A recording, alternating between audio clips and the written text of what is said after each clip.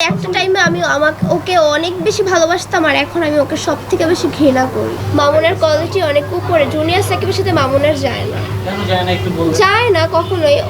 ওর চলাফেরা, ওর গেটআপের সাথে কি ওই লিঙ্গ কাটা সিংহ কখনো যায় বলেন? আপনারা প্রশ্ন করেছেন যে কেন টাকা দিয়েছি, যেহেতু আমি তাকে বিশ্বাস করি, ভালোবাসা বলে দিতে। একটা সময় তাকে আমি অনেক ভালোবাসতাম, আর আমার ইন্টেনশন ছিল সে আমাকে ভবিষ্যতে বিয়ে করবে, আমার স্বামী হবে, এই কারণে আমি তাকে টাকা দিয়েছিলাম। সে যে আমার সাথে তেমন প্রতারণা করবে সেটা তো আমি জানতাম না। ওকে, প্রেম করা অবস্থায় সবাই এরকম কবুল বলে, এটাকে তো বিয়ে বলে না, তাই না? যেহেতু কাগজ কলম ছিল। না, আমাকে কেউ প্রেশার করে নেই। আমি যখন প্রতারিত হয়েছি মামুনের ধারা, তখন আমি আপনার সাথে যোগাযোগ করেছি যে আপনি আমার পাশে দাঁড়ান বা আপনি এটার কোনো পদক্ষেপ নেন আমার সাথে। মামুনের সাথে আমার ফেসবুকে পরিচয় হয়েছে, ওইভাবে সম্পর্ক হয়েছে।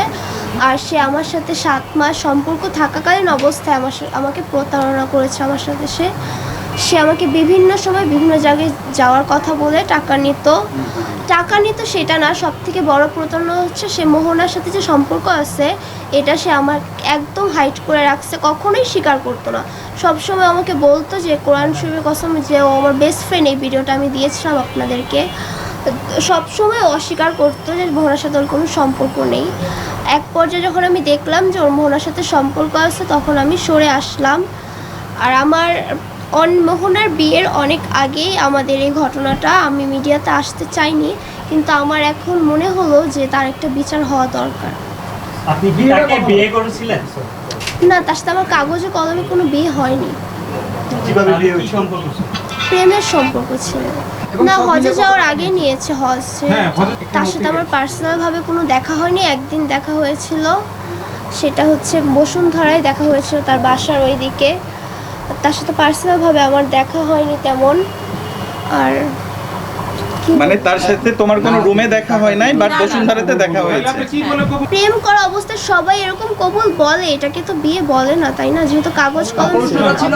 আমার ওর জন্য একটা বিচার হয়, ওর জন্য কারোর সাথে আর কখনো আমার মতো যেমন প্রতারণা করেছে কারোর সাথে যেন না করতে পারে, আমি এটাই চাই। আমি তো চাইছি প্রিন্স মামুন মাকে আমি বিয়ে করি আর তুমি মামুনকে বিয়ে করো, এটা সবচেয়ে বেস্ট হয়। তোমার মায়ের দাবি এটাই থাকা উচিত। তুমি ছোট একটা মেয়ে, তুমি কেন বলছো যে আমি বিয়ে করব না? তোমার তো উচিত যে গণমাধ্যম বা দেশবাসী আমাকে হেল্প করেন। প্রিন্স আপনারা প্রশ্ন করেছেন যে কেন টাকা দিয়েছি, যেহেতু আমি তাকে বিশ্বাস করি, ভালোবাসা বলে দিতে। একটা সময় তাকে আমি অনেক ভালোবাসতাম, আর আমার ইন্টেনশন ছিল সে আমাকে ভবিষ্যতে বিয়ে করবে, আমার স্বামী হবে, এই কারণে আমি তাকে টাকা দিয়েছিলাম। সে যে আমার তেমন প্রতারণা করবে সেটা তো আমি জানতাম না। ওকে, ও সব সময় বলতো যে লাইলার আর আমার বয়সটা অনেক ইনম্যাচিউর, তার সাথে আমার কখনো যায় না।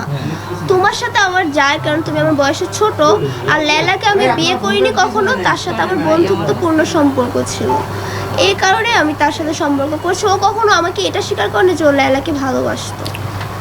আপনি তো জানতেন যে আসলে লায়লার সাথে অনেক ভিডিও বানাইছে, লায়লার সাথে অনেক আমাকে বলছে, আমার অল্প বয়স ছিল, আমি ছোট ছিলাম, এই কারণে আমি এটা ভুল করেছি, আমি নিজেকে শুকিয়ে নিব, আমি এখন বুঝতে পারি, আর লায়লার কাছ থেকে আমি সরে গিয়েছি।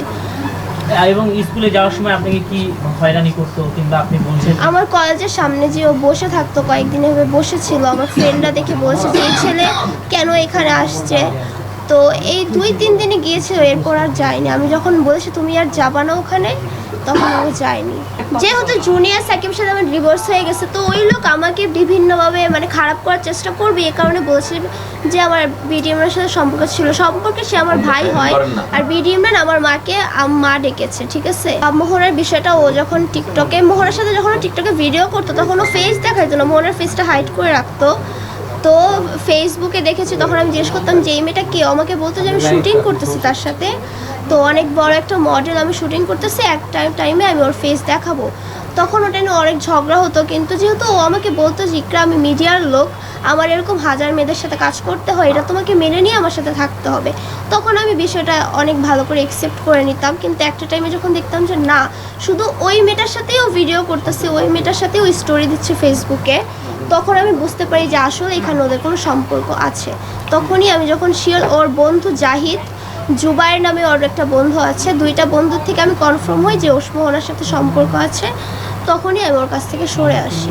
মোহনাকে বলতো, প্রিন্স মামুন আমাকে বলতো যে মোহনা, নাম তো তখন আমি জানতাম না, ফেসবুক থেকে সর্বপ্রথম আমি জানতে পারি যে মেয়েটার নাম মোহনা। তখন আমি যখন জিজ্ঞেস করতাম, ওইটাও অস্বীকার করতো যে ওর নাম মোহনা না, তুমি ভুল জানো।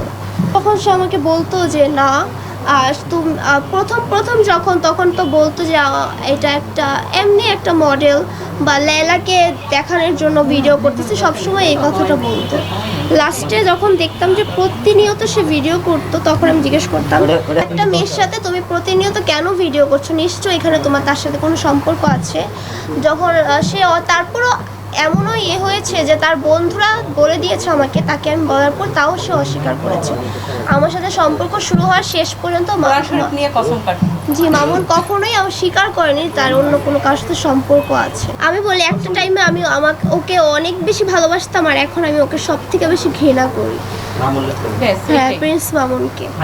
মামুনের কোয়ালিটি অনেক উপরে, জুনিয়র সাকিবের সাথে মামুনের যায় না। কেন যায় না একটু বলবেন? যায় না কখনোই। ওর চলাফেরা, ওর গেটআপের সাথে কি ওই লিঙ্গ কাটা সিংহ কখনো যায় বলেন? আমরা তো দেখতে পেলাম সাকিব বাবা হয়েছে, তাই নাকি? আমি জানি না, আসলে আমি এগুলো দেখি না। বিবাহিত বাচ্চাওয়ালা মেয়েদেরকেও বিয়ে করতে পারবে, কখন আনমেরিড অবিবাহিত মেয়েকে পাবে না। সে একটা বিবাহিত মেয়ে